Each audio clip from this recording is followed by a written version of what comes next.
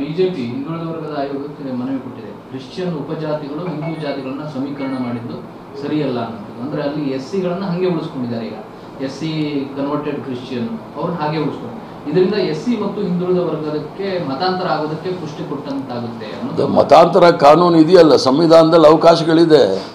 ಭಾರತೀಯ ಜನತಾ ಪಾರ್ಟಿಯವರು ಸಂವಿಧಾನಕ್ಕೆ ವಿರುದ್ಧವಾಗಿರ್ತಕ್ಕಂಥವ್ರು.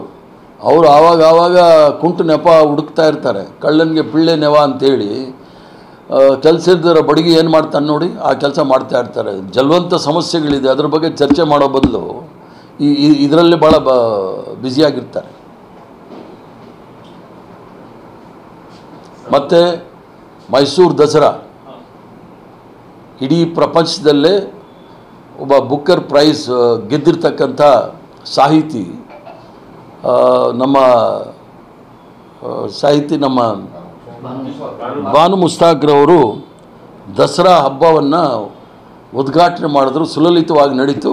ಅದಕ್ಕೆ ಎಲ್ಲರಿಗೂ ಸಹ ಅಭಿನಂದನೆಗಳು, ಧನ್ಯವಾದಗಳು ಸಹ ಹೇಳ್ತಾರೆ. ಜನಸಾಮಾನ್ಯರ ಮನಸ್ಸು ಏನಿದೆ ಅನ್ನೋದು ಇದರಲ್ಲಿ ಭಾಳ ಸ್ಪಷ್ಟವಾಗಿದೆ.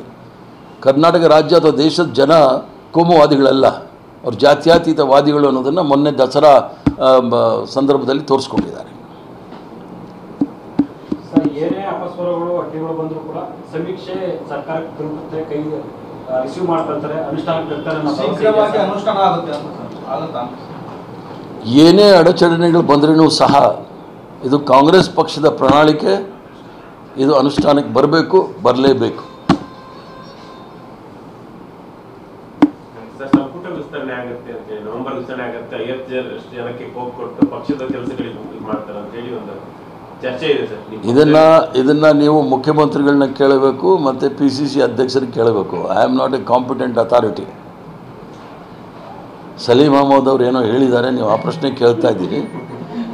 ಸಲೀಂ ಅಹಮದ್ರವರು ಪಾರ್ಟಿ ಮಟ್ಟದಲ್ಲಿ ಎಲ್ಲ ಹಂತದಲ್ಲೂ ಕೆಲಸ ಮಾಡ್ಕೊಂಡು ಬಂದಿರೋರು. NSY ಯೂತ್ ಕಾಂಗ್ರೆಸ್ ರಾಜ್ಯ ಮಟ್ಟ, ರಾಷ್ಟ್ರ ಮಟ್ಟದಲ್ಲಿ ಕೆಲಸ ಮಾಡ್ಕೊಂಡ್ಬಂದು ಒಬ್ಬ ನಿಷ್ಠಾವಂತ ಕಾಂಗ್ರೆಸ್ಗನಾಗಿ ಮತ್ತು ಒಬ್ಬ ಸಿನ್ಸಿಯರ್ ಕಾಂಗ್ರೆಸ್ ಆಗಿ ಮಾಡಿರ್ತಕ್ಕಂಥದ್ದು. ಆದ್ದರಿಂದ ಅವರ ಹೇಳಿಕೆ ತಪ್ಪು ಅಂತ ಯಾರು ಭಾವಿಸಬಾರ್ದು. ಈಗ ಬೆಂಗಳೂರಿನ ರಸ್ತೆಗಳಲ್ಲಿ ಮಳೆ ನಿರೀಕ್ಷೆಗಿನ ಹೆಚ್ಚಿದಾಗಿ ಮಳೆ ಬಂದಿರೋದ್ರಿಂದ ಅದು ಪಾತ್ಹೋಲ್ಗಳಾಗಿದೆ. ಆದಷ್ಟು ಬೇಗ ಕ್ರಮ ತೆಗೆದುಕೊಳ್ಬೇಕು. ಅದನ್ನು ನಾನು ಜಸ್ಟಿಫೈ ಮಾಡೋದಿಲ್ಲ, ಮಳೆ ಬಂದಿದೆ ಆಗಿದೆ ಅಂತ. ಆದರೆ ನೀವು ಬೇರೆ ರಾಜ್ಯಗಳಿಗೆ ಹೋಲಿಸಿದ್ರೆ ಅಲ್ಲಿ ನಮ್ಮಲ್ಲಿ ರಸ್ತೆನಲ್ಲಿ ಗುಂಡಿ ಬಿದ್ದಿದೆ, ಸರಿಪಡಿಸ್ಬೇಕು ಸರ್ಕಾರ. ಮುಖ್ಯಮಂತ್ರಿಗಳು ಆಗಲೇ ಹೇಳಿದ್ದಾರೆ, ಸರಿಪಡಿಸಲಿಲ್ಲ ಅಂದರೆ ಕ್ರಮ ತೆಗೆದುಕೊಳ್ತೀವಿ ಅಂತ.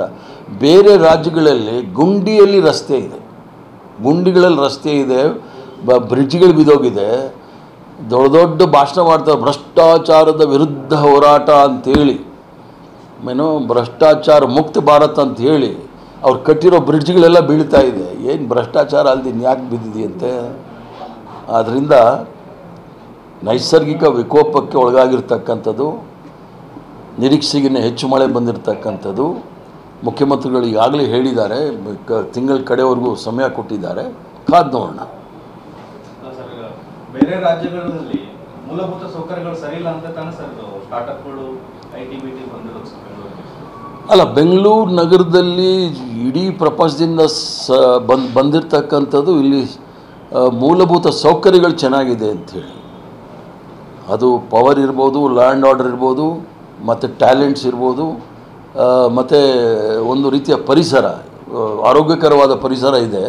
ಆದ್ದರಿಂದ ಹಂಗಾಗಿದೆ. ಆದರೆ ಬಿಹಾರಲ್ಲಿ ಹೋಗಿ ನೋಡಬೇಕಲ್ಲ ನೀವು, ಲ್ಯಾಂಡ್ ಆರ್ಡರ್ ಹೆಂಗಿದೆ ಅಂಥೇಳಿ.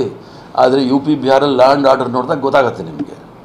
ಆದ್ದರಿಂದ ಆ ಒಂದು ವಿಧದಲ್ಲಿ ಬಂದಿದ್ದಾರೆ ವಿನಃ ರಸ್ತೆ ನೈಸರ್ಗಿಕ ಇದಕ್ಕೆ ತೊಂದರೆ ಆಗಿದೆ ಇಲ್ಲ ಅಂತ ನಾನು ಹೇಳೋದಿಲ್ಲ. ಅದನ್ನು ಆದಷ್ಟು ಬೇಗ ಸರಿ ಮಾಡ್ತಾರೆ.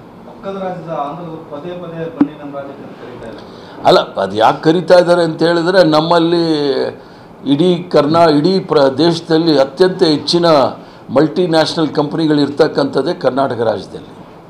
ಆದ್ದರಿಂದ ಅವರು ಕಾಂಪಿಟೇಷನ್ ಮಾಡ್ತಾರೆ. ಆದ್ದರಿಂದ ಜನ ಯಾರೂ ಹೋಗೋದಿಲ್ಲ. ನಮ್ಮಲ್ಲಿ ಇಲ್ಲಿರ್ತಕ್ಕಂಥ ಹವಾಗುಣ, ಇಲ್ಲಿರ್ತಕ್ಕಂಥ ಸೌಕರ್ಯಗಳು, ಇಲ್ಲಿರ್ತಕ್ಕಂಥ ಪ್ರತಿಭೆ, ಇಲ್ಲಿರ್ತಕ್ಕಂಥ ಎಲ್ಲ ರೀತಿಯ ಸೌಲಭ್ಯಗಳಿರೋದ್ರಿಂದ ಯಾರೂ ಇಲ್ಲಿ ಬಿಟ್ಟು ಹೋಗೋದಿಲ್ಲ. ಮಟ್ಟಿಗೆ ರೇವಂತ್ ರೆಡ್ಡಿ ಕಾಂಗ್ರೆಸ್ ತೆಲಂಗಾಣ ಸಿಎಂ ಅವರು ವಿರೋಧ ತೋರ್ತಾ ಇದ್ದಾರೆ, ಕಾಂಗ್ರೆಸ್ ವರ್ಸಸ್ ಕಾಂಗ್ರೆಸ್ ಆಗ್ಬೋದು ಅಂತ. ಅಲ್ಲ, ನೀರಿನ ಸಮಸ್ಯೆ ಬಂದಾಗ ಇಡೀ ಪ್ರಪಂಚದಲ್ಲಿ ಎಷ್ಟು ಯುದ್ಧಗಳಾಗೋಗ್ಬಿಟ್ಟಿದೆ. ಇದನ್ನು ಪ್ರಜಾಪ್ರಭುತ್ವದಲ್ಲಿರುವಾಗ ನಾವು ಕಾನೂನಿನ ಮೂಲಕ ಬಗೆಹರಿಸ್ಕೊಳ್ತೀವಿ, ಅದೇನು ತೊಂದರೆ ಇಲ್ಲ. ಅವ್ರ ರಾಜ್ಯದ ಹಿತದೃಷ್ಟಿಯನ್ನು ಅವ್ರು ನೋಡ್ತಾರೆ, ನಮ್ಮ ರಾಜ್ಯದ ಹಿತದೃಷ್ಟಿ ನಾವು ನೋಡ್ತೀವಿ.